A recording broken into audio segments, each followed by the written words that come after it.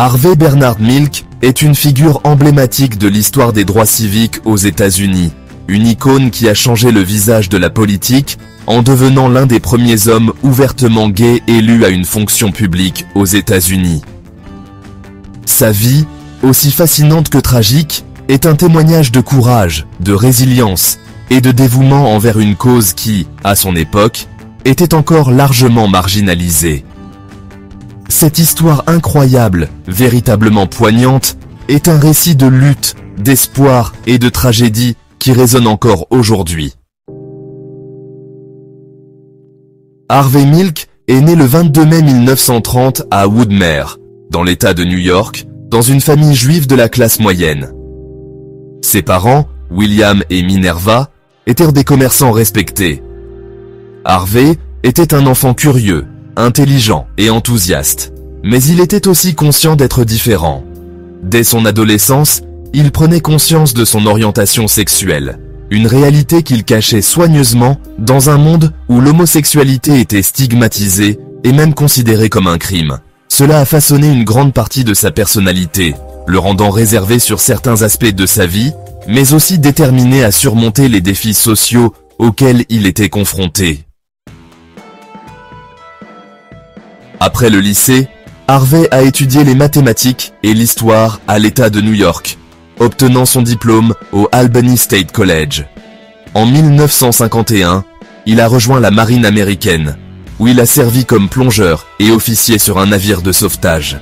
Son rôle exigeait une discipline rigoureuse et un engagement total, deux qualités qui allaient marquer ses actions futures. Mais en 1955, il a été contraint de quitter l'armée après que son orientation sexuelle a été révélée. Cette expérience humiliante, qu'il a vu être rejeté par une institution qui l'avait servi avec loyauté, l'a profondément marqué, mais elle n'a fait qu'alimenter sa détermination à vivre authentiquement. Dans les années 1960, Harvey Milk a mené une vie relativement discrète. Il a travaillé comme enseignant, analyste financier et producteur de théâtre, occupant divers postes qui reflétaient son large éventail d'intérêts. Pendant cette période, il a navigué entre ses aspirations professionnelles et son identité personnelle, cherchant un équilibre dans un monde encore hostile aux homosexuels.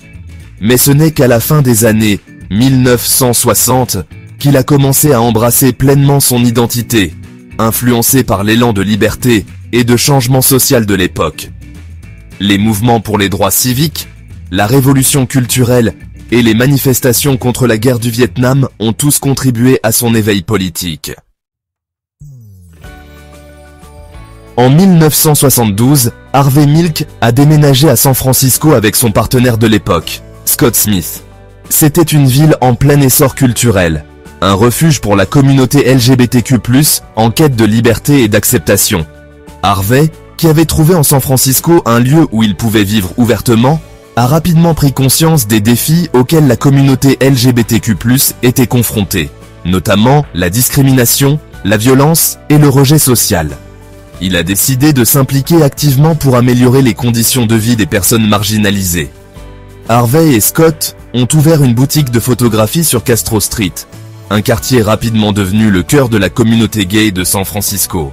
Ce commerce était bien plus qu'une simple entreprise. Il s'est transformé en un espace communautaire, un lieu où les gens pouvaient se rassembler, partager leurs histoires et trouver du soutien. Harvey, avec son charisme naturel et son sens aigu de la justice, est vite devenu un leader respecté dans le quartier. Il organisait des événements, soutenait des initiatives locales et offrait un espace sûr aux jeunes LGBTQ+, en quête de soutien et de compréhension. En 1973, Harvey Milk a décidé de se lancer en politique. Il a brigué un poste au Conseil des superviseurs de San Francisco. Bien qu'il ait perdu cette élection, il a continué à se battre, candidatant à nouveau en 1975. Cette défaite ne l'a pas découragé. Chaque campagne lui permettait de gagner en visibilité et en soutien. Il a également réussi à mobiliser une vaste coalition d'électeurs, incluant non seulement des membres de la communauté LGBTQ+, mais aussi des minorités ethniques, des syndicats et des militants des droits civiques. Il comprenait l'importance de bâtir des ponts entre différents groupes sociaux pour atteindre ses objectifs politiques. En 1977, Harvey Milk a finalement été élu au Conseil des superviseurs de San Francisco, devenant ainsi le premier homme ouvertement gay à occuper une telle fonction aux États-Unis. Cette victoire était historique, marquant un tournant dans la reconnaissance des droits des personnes LGBTQ+. Harvey a utilisé sa position pour défendre ardemment les droits civiques. Il a soutenu des initiatives pour protéger les travailleurs, promouvoir l'égalité et lutter contre la discrimination, en particulier envers la communauté LGBTQ+. Son bureau est rapidement devenu un lieu d'espoir pour ceux qui cherchaient justice et égalité. L'un des moments les plus marquants de sa carrière a été son opposition à la proposition 6, également connue sous le nom d'Initiative Briggs. Cette proposition visait à interdire aux enseignants gays et lesbiennes, ainsi qu'à leurs soutiens, de travailler dans les écoles publiques de Californie. Harvey Milk a mené une campagne acharnée contre cette mesure, parcourant l'État pour mobiliser les électeurs et sensibiliser le public à l'injustice de cette initiative. Il a prononcé des discours passionnés, participé à des débats télévisés et utilisé les médias pour amplifier son message. Sa détermination et son éloquence ont contribué à la défaite de la proposition 6 lors des élections de 1978, une victoire majeure pour les droits LGBTQ+. Cependant, le parcours de Harvey Milk a été brutalement interrompu le 27 novembre 1978, lorsqu'il a été assassiné par Dan White, un ancien superviseur de San Francisco. Dan White, qui avait démissionné de son poste quelques jours plus tôt, était en colère contre le maire George Moscone et Harvey Milk, les accusant de bloquer son retour au conseil. White a abattu les deux hommes dans l'hôtel de ville de San Francisco.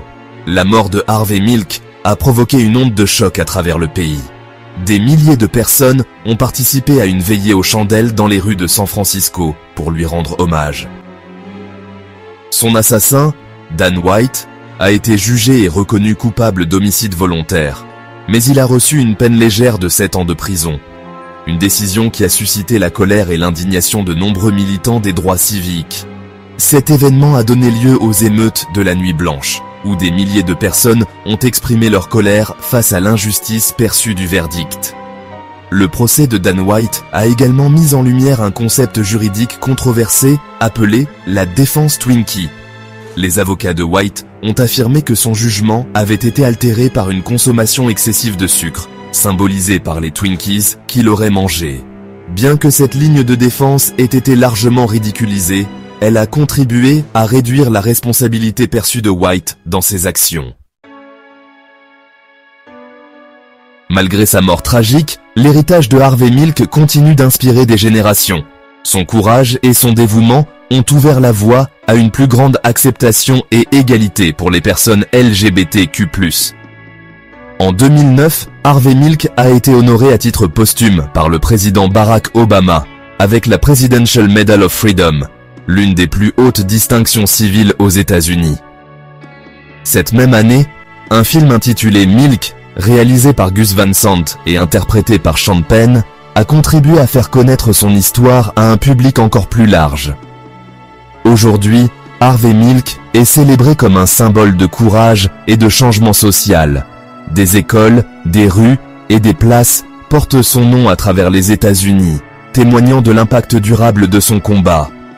En 2014, la Poste américaine a émis un timbre à son effigie, une reconnaissance supplémentaire de son rôle dans l'histoire des droits civiques.